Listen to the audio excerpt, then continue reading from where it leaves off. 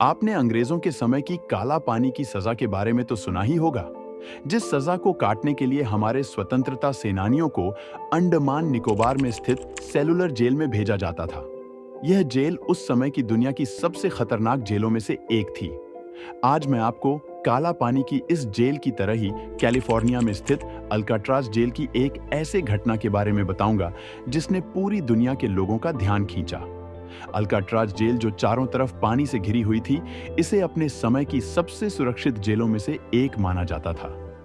इस जेल में इतनी सुरक्षा थी कि कोई परिंदा भी पर न मार पाए, लेकिन इतनी सुरक्षा के बाद भी 3 कैदी रातों रात इस जेल से फरार हो गए। आखिर उन्होंने इस नामुमकिन से दिखने वाले काम को मुमकिन कैसे किया?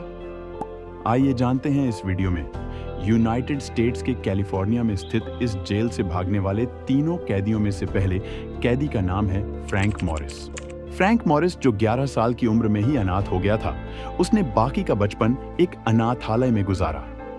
फ्रैंक मॉरिस ने महज 13 साल की उम्र में ही अपराध का रास्ता चुन लिया था। 18 साल की उम्र तक आते आते फ्रैंक मॉरिस को पुलिस ने नशीली दवाइयों की तस्करी और डकैती जैसे अपराध में कई बार गिरफ्तार किया। फ्रैंक मॉरिस को एक बैंक लूट के कारण 10 साल की सजा सुनाई गई, जिसके बाद उसे लुइसियाना स्टेट पेनिटेंटियरी नाम की एक जेल में डाल दिया गया, लेकिन वह इस जेल से फरार हो गया। 1 साल बाद एक चोरी के दौरान उन्हें फिर से पकड़ लिया गया और 20 जनवरी 1960 को अल्काट्राज जेल में भेज दिया गया। इस जेल से भागने वाले बाकी 2 कैदियों का नाम है जॉन विलियम एंगलिन और क्लैरेंस एंगलिन, जो कि भाई थे। ये दोनों माहिर तैराक थे। ये दोनों बचपन में मिशिगन झील के इतने ठंडे पानी में तैरते थे जिसकी सतह पर बर्फ तैर रही होती थी। क्लैरेंस को 14 साल की उम्र में एक सर्विस स्टेशन में चोरी करते हुए पहली बार पकड़ा गया था। 1950 के दशक की शुरुआत में भाइयों ने बैंकों और अन्य संस्थानों में लूटपाट की। कोलंबिया के बैंक में चोरी करने के कारण दोनों भाइयों को 35 साल की सजा सुनाई गई। इन दोनों को एटलांटा पेनिटेंटियरी की जेल में रखा गया। वहां से बार बार भागने की कोशिश करने के कारण इन दोनों भाइयों को अल्काट्राज जेल में शिफ्ट कर दिया गया। अब तक आप सोच रहे होंगे कि इस प्रिजन एस्केप में सिर्फ ये 3 कैदी ही शामिल थे, लेकिन ऐसा नहीं है। इस प्रिजन एस्केप में 4 कैदी शामिल थे। चौथे कैदी का नाम है एलन वेस्ट।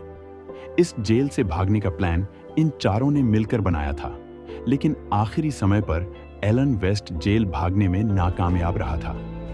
एलन वेस्ट को पुलिस ने उसकी जिंदगी में 20 बार गिरफ्तार किया। एक बार जब वह कार चोरी कर रहा था, तो पुलिस ने उसे गिरफ्तार करके फ्लोरिडा जेल में डाल दिया। फ्लोरिडा जेल से भागने की नाकामयाब कोशिश करने के बाद उसे अल्काट्राज जेल में शिफ्ट कर दिया गया।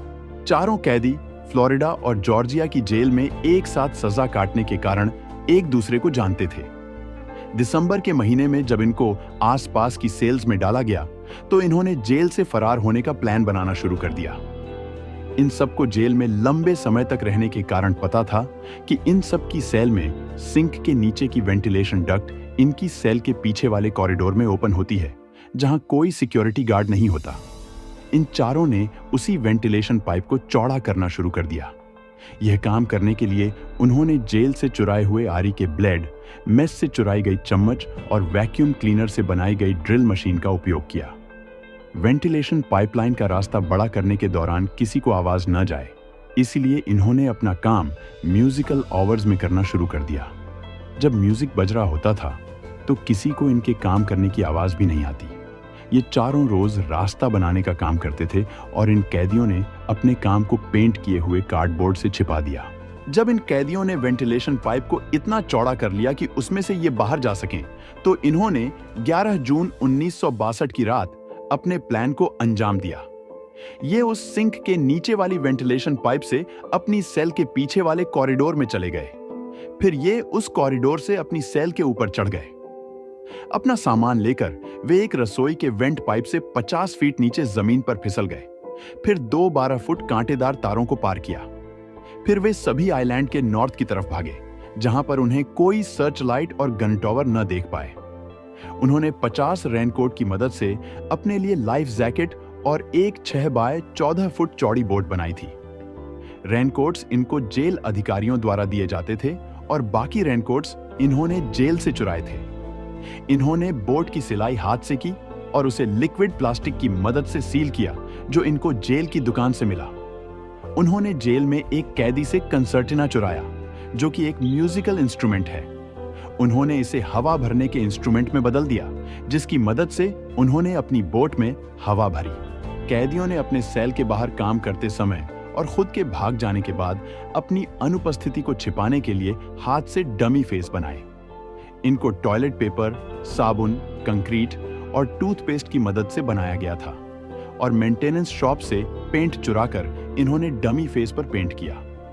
जेल में बार्बर की दुकान से बाल चुराकर इन्होंने डमी फेस के ऊपर लगाए। उन्होंने तौलियों और कपड़ों को अपने बिस्तरों में डालकर डमी सिरों को तकिए पर रखा, जिससे ऐसा लगता था कि वे सो रहे हैं। 11 जून की रात को जब सभी अपनी सेल से भाग रहे थे, तो वेस्ट ने पाया कि उसने अपने वेंट के आसपास बिखरते हुए कंक्रीट को मजबूत करने के लिए जो सीमेंट लगाया था, वह सख्त हो गया था, जिससे छेद छोटा हो गया था और ग्रिल वहीं पर फंस गई थी। जब तक वह ग्रिल को हटाकर छेद को फिर से बड़ा करने में सफल हुआ, तब तक बाकी सब चले गए थे, जिसके बाद वेस्ट भागने की बजाय अपनी सेल में वापस आकर सो गया। उस रात वेस्ट को छोड़कर बाकी तीनों कैदी जेल से फरार हो गए। अगली सुबह जब कैदी सोकर नहीं उठे, तो पुलिस अधिकारी ने जाकर उनकी सेल के अंदर चेक किया और पाया कि 3 कैदी सेल से फरार हो चुके हैं। पूरी जेल में हड़कंप मच गया। जब पुलिस अधिकारियों ने पीछे के कॉरिडोर में जाकर देखा, तो पाया कि भागने के रास्ते 3 नहीं बल्कि 4 सेल से बनाए गए थे। चौथा रास्ता एलन वेस्ट की सेल से था। पुलिस अधिकारियों ने एलन वेस्ट से पूछताछ शुरू कर दी। तीनों कैदियों को पकड़ने के लिए एक बहुत बड़ा सर्च ऑपरेशन चलाया गया, जिसमें सिर्फ यूएसए की पुलिस ही नहीं बल्कि इन्वेस्टिगेशन एजेंसियां भी शामिल थीं। हालांकि यूएसए की पुलिस और इन्वेस्टिगेशन एजेंसियों को तीनों कैदी कभी नहीं मिले। एक अनुमान लगाया गया कि तीनों कैदियों की झील के ठंडे पानी में डूबने से मौत हो गई होगी, क्योंकि झील का पानी बहुत ठंडा था और इसे एक सामान्य नाव से पार करना इतना आसान नहीं था। आज भी यह घटना पूरी दुनिया के लिए एक रहस्य बनी हुई है कि उन तीनों कैदियों की पानी में डूबने से मौत हो गई थी या फिर वे किनारे पर पहुंच गए थे और उन्होंने अपनी बाकी जिंदगी पुलिस से छिपकर बिताई होगी। इस घटना के 1 साल के अंदर ही अल्काट्राज जेल को बंद कर दिया गया और इसे एक टूरिस्ट स्पॉट बना दिया गया। आज भी लोग इस जेल में घूमने जाते हैं